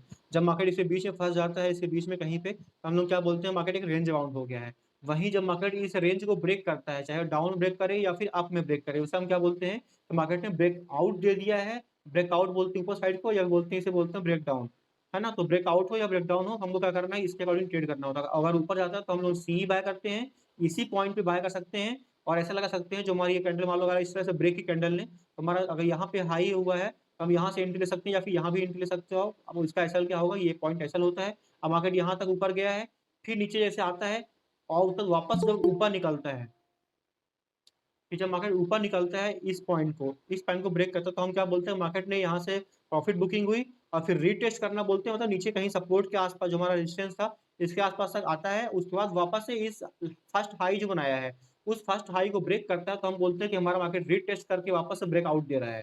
ठीक है, यहाँ पे काफी तेज मोमेंटम होती है। मान लो अगर यहाँ पे 50 की रफ्तार से भागने वाला है, 50 किलोमीटर प्रति घंटे की रफ्तार से भागने वाला है ना, यहाँ पे मान लो आप 100 किलोमीटर प्रति घंटे की रफ्तार से भागने वाला है। आप समझ लो स्पीड और मोमेंटम क्या होगा। ठीक है ना, इस तरह से हमारा डाउन में भी होता है, यहाँ पे ब्रेक डाउन दे दिया, फिर वापस मार्केट आता है रिटेस्ट करने के लिए अपने इस लेवल को, सपोर्ट वाले को, जो ब्रेक ब्रेक हुआ जहाँ से। वापस जब इसको ब्रेक करता है ना यहाँ से, तो ये वापस से वही स्पीड से भागता है, ज़्यादा तेज। तो इसे हम क्या बोलते हैं, ब्रेकआउट ट्रेडिंग बोलते हैं, जो मैं अक्सर करवाता हूँ ट्रेडिंग। और फिर उसके बाद हमने बात की थी इसके बारे में, ट्रेंड के बारे में, अप ट्रेंड या डाउन ट्रेंड के बारे में बात की, तो हमने बोला कि अप ट्रेंड मतलब क्या होता है, मार्केट अगर ऊपर जा रहा है, नीचे आ रहा है, बट ये अपने पिछले लो को ब्रेक नहीं कर रहा। हर बार ऊपर से नीचे आता है, बट अपना हर बार का नया ऊपर हाई बनाता है। इसे हम क्या बोलते हैं कि हायर लोअर हाई, जो लो बना रहा है वो हर बार हाई बना रहा है ना। और जो हमारा हाई बना रहा है वो हर बार हाई बना रहा है, मतलब हायर हाई, मतलब जो हमारा हाई पिछला वाला था उसको ब्रेक कर दिया, फिर ऊपर निकल गया, फिर नीचे से फिर ऊपर गया, तो फिर इस पिछले वाले हाई को ब्रेक कर दिया, मतलब हर बार हायर हाई बनाता है और लोअर हाई बनाता है। मतलब लो हर बार ऊपर शिफ्ट हो रहा है, और हाई भी हमेशा क्या हो रहा है, हर बार ऊपर शिफ्ट हो रहा है। लो को ये ब्रेक नहीं कर रहा है, और हाई को हर बार ब्रेक करते जा रहा है। तो इसे हम क्या बोलेंगे कि हमारा मार्केट क्या है, अप ट्रेंड में है। बट अगर मार्केट अप ट्रेंड से डाउन ट्रेंड में आता है, तो हम लोग क्या बोलते हैं, मान लो यहाँ तक आया और इसको ब्रेक कर दिया डाउन साइड में, तो हम लोग क्या बोलेंगे कि हमारा ये अप ट्रेंड अब डाउन ट्रेंड में बदलने वाला है, यहाँ से मार्केट डाउन साइड जा सकता है। तो हम क्या करते हैं, यहाँ पे एक बार एंट्री ले सकते हैं, किसके लिए, पुट साइड के लिए। ठीक है, और यहाँ पे एंट्री ले सकते हैं, यहाँ से मार्केट माल कुछ नीचे यहाँ पे आया, फिर रीटेस्ट करने के लिए वापस ऊपर कहीं यहाँ कहीं गया, और फिर जब इस लो को ब्रेक करेगा, तो आपको काफी तेज मोमेंटम मिलता है। पहला ट्रेड हमने यहाँ पे सीखा था, उसका हमने बात की थी कि हम यहाँ पे सी बाय कर सकते हैं। मान लो यहाँ मार्केट ऊपर गया, फिर नीचे आया, फिर इस हाई को ब्रेक किया, तो पहले तो आप यहाँ पे बाय कर सकते हो। आप ऊपर गए, यहाँ पे एंट्री कर लो, इस हाई को जैसे निकल लिया, और यहाँ ऊपर जाएगा, मोमेंटम मिल जाएगा। अगर आपने यहाँ पे मिस कर दिया, कोई बात नहीं, वापस मार्केट नीचे आने वाला है, इस लाइन के आसपास में, ट्रेंड लाइन के आसपास में, आप यहाँ कहीं सी बाय कर लो। तो हमने 3 ट्रेड देखे थे। पहला क्या देखा था हमने कि यहाँ सपोर्ट जो हमारा ये लाइन है, इस लाइन के आसपास बाय करो, पहला। दूसरा, ये जो हमारा ये फर्स्ट हाई बना, नीचे आया मार्केट ट्रेंड लाइन के आसपास में, जब इसको हाई को ब्रेक करेगा, तो आप यहाँ पे ट्रेड ले सकते हो। तो तुम्हारा दूसरा ट्रेड यहाँ पे बन गया, पहला यहाँ पर, दूसरा यहाँ पे, और तीसरा क्या होगा, जो ये ब्रेकआउट ब्रेक डाउन करता है कभी, अगर अप ट्रेंड में था मार्केट, डाउन साइड आप वो ब्रेक कर दिया, इसे हम क्या बोलते हैं, अप ट्रेंड में ट्रेड लेने, अप ट्रेंड में रिवर्स में ट्रेड लेंगे फिर अपन। अब हमने क्या बात की कि अगर मान लो आप अगर अप ट्रेंड में ट्रेड ले रहे हो, कहाँ पे, अप ट्रेंड में ट्रेड ले रहे हो, तो आपको अगर अप ट्रेंड चल रहा है मार्केट में, अगर आप अप साइड का ट्रेड ले रहे हो, सी ले रहे हो ना, तो आप हो सकता है 4 लॉट लो, 3 लॉट लो। तो अगर आप मान लो मार्केट अप ट्रेंड में है, भले ही यहाँ पे ब्रेकआउट दे दिया है, तो आपको करना क्या है, लेना तो पी ही है, लेकिन आपको क्या करना है, हमेशा एक पे ही लो, या फिर दो, मतलब जितना क्वांटिटी लेते रहे उसकी आधी 50% कम कर दो, 50 से 60% कम कर दो। ऐसा मैं क्यों बोल रहा हूँ, ऐसा मैं इसलिए बोल रहा हूँ क्योंकि अगर आप ऐसा करेंगे, तो इससे क्या होगा कि आप हमेशा रिस्क में कम रहेंगे। अदरवाइज क्या होता है, मार्केट यहाँ से ब्रेकडाउन दिया, ब्रेकआउट दिया डाउन साइड में, और तो उसका वापस का मूव जाता है बहुत तेज, तो आप यहाँ फंस जाओगे, ट्रैप हो जाओगे। तो हमेशा रखना, आपको क्वांटिटी कम रखनी है हमेशा। अगर आप अप ट्रेड में जा रहा है, अगर आप ट्रेड ले लो पुट साइड पे, कहीं मौका मिलता है आपको, तो आपको क्वांटिटी कम रखनी है। और इससे अगेंस्ट में क्या होता है, डाउन ट्रेंड। डाउन ट्रेंड बताया मैंने क्या होता है, कि सेम इसका उल्टा, तो समझ गया मेरे ख्याल से। डाउन ट्रेंड में क्या होता है, मार्केट डाउन जा रहा है, और हर बार डाउन जाएगा, नीचे हर बार लो जो होगा, हर बार नया लो बनाएगा, नीचे आएगा, पर ऊपर वाला जो हाई होगा इसको ब्रेक नहीं करेगा, फिर नीचे आएगा, फिर लो ब्रेक कर देगा, ऊपर जाएगा बट इस हाई को ब्रेक नहीं करेगा। इस तरह से क्या होता है, मार्केट नीचे जाते जाता है, ठीक है ना। हमने कैसे ही ट्रेड किया था इसमें, हमने ट्रेड किया था ऐसे, हमने लाइन खींची थी। एक तो आप यहाँ पे ले सकते हैं, जब ये इसको ब्रेकआउट करता है आप यहाँ पे सी बाय कर सकते हैं, या फिर जब ये इस लो को ब्रेक कर रहा है, जैसे आप यहाँ से ब्रेकआउट हुआ, नीचे आया, ऊपर वापस गया इसके आसपास, यहाँ पे एक आप पी बाय कर सकते हो इस वाले पॉइंट में, इसके आसपास में, ठीक है, कि नीचे आएगा वापस से इसके लिए। या फिर यहाँ पर जब ये वापस नीचे आएगा और इसको ब्रेक करेगा, तो आप लोग यहाँ पे बहुत फास्ट मूवमेंट मिलेगा, ठीक है। तो एक ये पॉइंट हो गया, और दूसरा इससे ऊपर में हो गया, और तीसरा यहाँ पर हो गया। एक इसके, दूसरा यहाँ पर, और तीसरा इसके ऊपर में। तो ये 3 ट्रेड ले सकते हैं आप डाउन ट्रेंड में जब होता है तब। और एक बताया था रेंज बाउंड मार्केट के बारे में, सपोर्ट रेजिस्टेंस और सपोर्ट में जब फंस जाता है, तो आप यहाँ पे पुट ले सकते हो इसके आसपास में, और इसके आसपास में आप पुट को सेल कर सकते हो, या फिर यहाँ पे आप इसके आसपास में कहीं कॉल ले सकते हो, और यहाँ पे कॉल को सेल कर सकते हो, आप प्रॉफिट बुक कर सकते हो। या फिर ये 2 तरीके हो गए, कॉल या पुट ले लो। दूसरा क्या होता है कि आपका ऊपर साइड ब्रेक कर रहा है तो आप यहाँ पे सी बाय कर लो, और डाउन साइड ब्रेक कर रहा है तो यहाँ पे आप पी बाय कर लो। फिर बताया था रीटेस्ट के बारे में, वही बताया हूँ, तो है ना। तो ये सब हो गया, आपको यहाँ पे 3 तरह के मोमेंटम ट्रेडिंग कर सकते हैं। फिर उसके बाद हमने बात की थी, फिर हमने बात की थी ऑप्शन के बारे में। हम ऑप्शन तो अभी अभी बात की है, कल परसों की ही बात है, तो इसमें ज़्यादा टाइम बिताएंगे नहीं। ऑप्शन क्या होता है हमने बात की थी, ऑप्शन क्या होता है, फिर टाइप ऑफ ऑप्शन क्या होते हैं, टाइप ऑफ ट्रेडर कौन होता है ऑप्शन में, तो हमने बताया था ऑप्शन बायर होता है, एक होता है ऑप्शन सेलर, ऑप्शन बायर, और दूसरा ऑप्शन सेलर। ऑप्शन बायर क्या करता है, ऑप्शन बायर को क्या होता है, हमने जो 2-3 पॉइंट लिखे थे, ऑप्शन बायर को चांसेस क्या होते हैं, चांसेस ऑफ प्रॉफिट क्या होते हैं, कम होते हैं इसमें, कि अगर 3 बार ट्रेड लिया, 3 में से 1 बार प्रॉफिट होता है, 2 बार लॉस होता है ऑप्शन बाय में। फिर इसमें क्या होता है सेलर को, इसमें 3 में से क्या होता है, 2 बार प्रॉफिट होता है और 1 बार क्या होता है, लॉस होता है इनको। ये चांसेस ज्यादा होता है प्रॉफिट होने, जबकि क्या होता है मैक्सिमम प्रॉफिट या लॉस देखें, मैक्सिमम प्रॉफिट की बात करें अगर, तो इसमें क्या होता है, अनलिमिटेड प्रॉफिट हो सकता है। कैसे, अगर आपने 100 में बाय किया, आपको प्रीमियम हो सकता है 100 से 1000 भी पहुंच जाए, 2000 भी पहुंच जाए। अगर आपने टारगेट नहीं लगाया तो जा सकती है, मैं भले ही आपने कहीं प्रॉफिट बुक कर दो बट जा सकती है ना वो। तो हाँ, अगर बात करूं मैं इसके शेयर के बारे में, इसका अनलिमिटेड प्रॉफिट तो कहाँ पे होगा, हो ही नहीं सकता है इसमें। इसमें क्या होता है, इसमें अनलिमिटेड लॉस हो सकता है, अनलिमिटेड लॉस हो सकता है। कैसे, आपने 100 में बाय करा, 100 में सेल करा पुट ऑप्शन, कोई भी ऑप्शन सेल करा आपने, और 100 से बढ़ के हो सकता है वो 1000 पहुंच गया, तो इससे क्या होगा, हमारे को लॉस 900 पॉइंट का हो जाएगा। अगर आपने ऐसा नहीं लगाया तो, आपने ऐसा लगाया तो आपका लिमिटेड लॉस होगा, ऑब्वियसली बात है।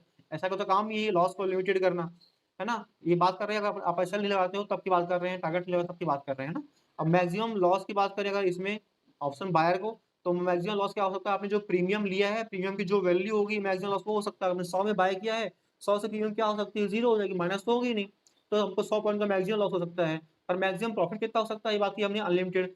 वहीं इनकी बात करें ऑप्शन सेलर की, तो ऑप्शन सेलर को अनलिमिटेड लॉस हो सकता है, बट प्रॉफिट कितना होता है, प्रॉफिट तो हमेशा लिमिटेड होता है। कैसे, 100 का ऑप्शन आपने सेल किया है तो आपको बाय करना है, प्रॉफिट होगा, तो आपको मान लो जीरो भी हो गया तब भी आपको कितना पॉइंट का प्रॉफिट होगा, मैक्सिमम, मैक्सिमम प्रॉफिट होगा आपको 100 पॉइंट का। तो मतलब प्रॉफिट हमारा लिमिटेड है, बट लॉस हमारा अनलिमिटेड हो सकता है, किसमें, ऑप्शन सेलिंग में। बट चांसेस ज्यादा है, मतलब 3 में से 2 बार आपको प्रॉफिट होगा किसमें, ऑप्शन सेलिंग में, और 1 बार लॉस हो सकता है। जबकि बाइंग में क्या होता है, हमको 3 बार प्रॉफिट होगा, 3 में से 2 बार, 1 बार प्रॉफिट होगा और 2 बार लॉस हो सकता है। ये होती बात प्रोबेबिलिटी की, ऑप्शन बायर को क्या होता है, ऑप्शन सेलर क्या होता है। फिर हमने बात की थी कि मार्केट मान लो अप साइड जा रहा है, अप साइड मार्केट जा रहा है, तो हम लोग किस किस तरह से फायदे उठा सकते हैं मार्केट का। अगर मार्केट अप साइड जा रहा है तो आपको क्या करना है, आप नॉर्मली शेयर बाय कर सकते हो, शेयर को बाय कर सकते हो, ऊपर जाएगा आपको प्रॉफिट हो जाएगा। दूसरी बात, आप कॉल ऑप्शन को क्या कर सकते हो, सी को बाय कर सकते हो, मार्केट ऊपर जाएगा तो ये भी आपका बढ़ जाएगा। तीसरी बात, आप पुट ऑप्शन को क्या कर सकते हो, सेल कर सकते हो, कॉल को बाय कर सकते हो और पुट ऑप्शन को सेल कर सकते हो। अब पुट ऑप्शन सेल करने से क्या फायदा होगा, पुट ऑप्शन मतलब आपने 100 में सेल किया, कोई भी पुट ऑप्शन है, आपने 100 में सेल किया, अगर मार्केट ऊपर जाएगा तो पुट ऑप्शन क्या होगा, नीचे जाएगा। आपने अगर पहले सेल किया तो आपको तो बाय करना है, तो आपके नीचे आने से ही फायदा होगा आपको। तो 100 में से आपने सेल किया, वो नीचे आ गया, आपने वहां कहीं बाय कर लिया, प्रॉफिट हो गया, है ना। तो आप साइड के लिए आप 3 तरह ट्रेड ले सकते हो, या कि शेयर बाय कर लो, ऊपर जाएगा सेल कर दो, या फिर सी बाय कर दो, बाय कर लो और ऊपर जाएगा तो आपको प्रॉफिट हो जाएगा, या फिर पुट ऑप्शन को सेल कर दो तो आपको प्रॉफिट हो जाएगा, नीचे आएगा पुट ऑप्शन तो। अगर मार्केट डाउन जा रहा है तो आपके पास क्या तरीका है प्रॉफिट कमाने का, शेयर को शॉर्ट सेल कर दो, क्या कर दो, शॉर्ट सेलिंग बोलते हैं हम जिसे। तो शॉर्ट सेलिंग कर सकते हो आप, सेलिंग के शेयर के केस में, अगर आप शेयर में ट्रेडिंग करते हो डाउन साइड के लिए जाता है अगर तो। या फिर आप पुट ऑप्शन को बाय कर सकते हो, मार्केट डाउन जाएगा पुट ऑप्शन अप जाएगा, है ना। मार्केट का और पुट ऑप्शन का क्या होता है, इनवर्स रिलेशन होता है।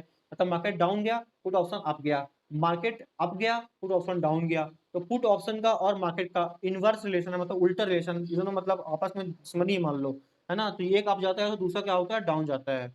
और वहीं बात करें हम इसकी किसकी, कॉल ऑप्शन की। कॉल ऑप्शन में क्या होता है, मार्केट और कॉल ऑप्शन जो होता है भाई भाई है, मतलब ये आप जाएगा तो ये भी आप जाएगा, कॉल ऑप्शन भी आप जाएगा। अगर मार्केट डाउन जाएगा तो कॉल ऑप्शन डाउन जाएगा, है ना। तो इनका अच्छा खासा रिलेशन है। और ये तो क्या, डाउन के लिए आप शेयर शॉर्ट सेल कर लो, या फिर पुट ऑप्शन बाय कर लो, या फिर कॉल ऑप्शन का क्या कर सकते हो आप, कॉल ऑप्शन को सेल कर सकते हो।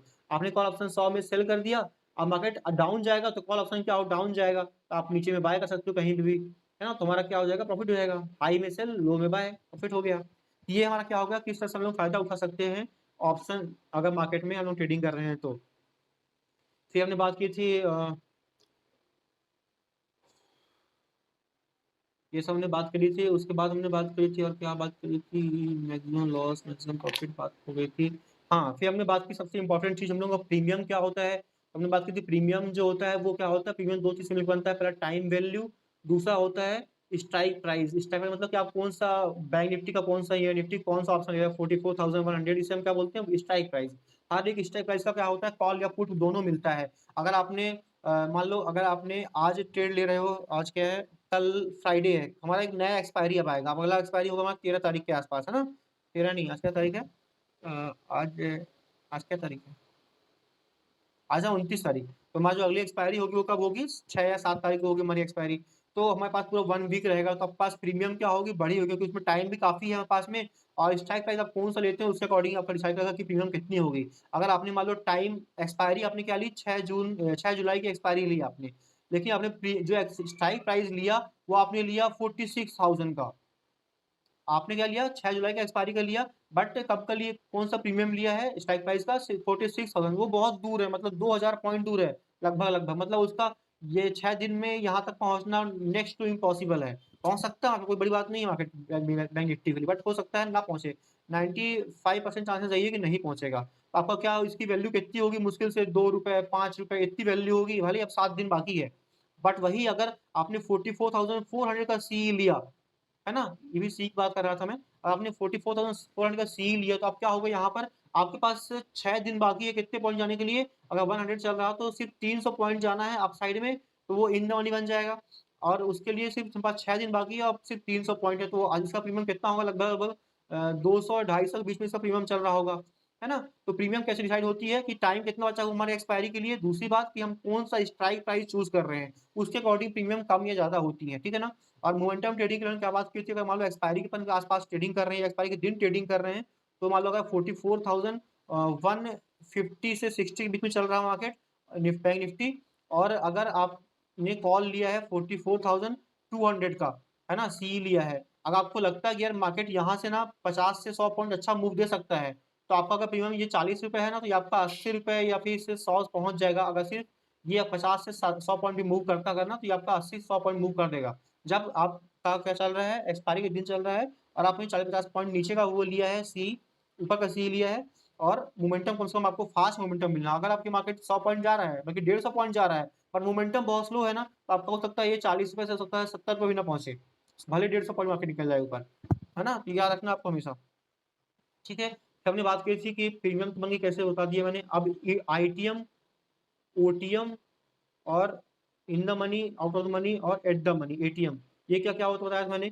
अगर 44,100 का सी लिया, आप सी ले रहे हो, इसका मतलब क्या है कि आपने क्या किया है, और यही पे इसी के आसपास चल रहा है इंडेक्स, 44,100 चल रहा है, 44,100 ही चल रहा है आपका। अगर हम लोग क्या बोलेंगे कि हमारा ये एट द मनी कॉल है, क्या है, एट द मनी कॉल या पुट है। अगर आपने क्या किया, 44,100 चल रहा है मार्केट, आपने 44,200 का सी लिया आपने, तो हम क्या बोलेंगे कि आपने out of the money call लिया, out of the money call लिया।